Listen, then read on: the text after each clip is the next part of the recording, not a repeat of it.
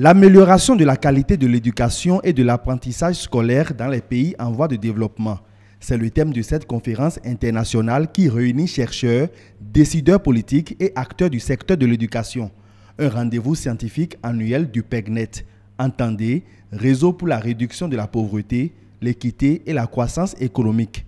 Un réseau soutenu par le gouvernement allemand.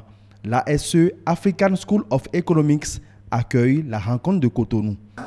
La question, ce n'est plus l'accès à l'éducation. L'accès à l'éducation s'est nettement amélioré depuis un certain temps, mais la qualité de l'éducation reste un défi très important à relever. Donc il y a tellement de politiques qu'on a mis en place qui ont reculé donc, le niveau d'éducation plutôt que de l'avancer. Donc c'est important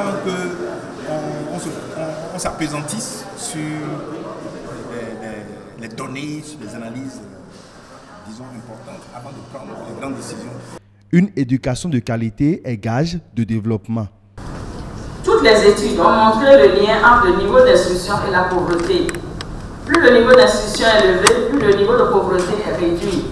Toutefois, le manque de qualité de la formation ne permet pas au niveau d'instruction d'avoir l'effet escompté sur la pauvreté. La qualité est ce qui détermine combien les enfants apprennent.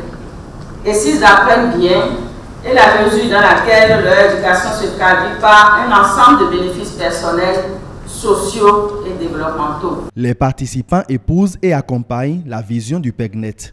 L'enjeu principal, c'est quand même d'avoir un système éducatif qui soit inclusif et dont les produits répondent à la demande sociale et puissent trouver du travail. Le problème aussi en Afrique, c'est qu'on reste statique, on n'a pas une connaissance dynamique.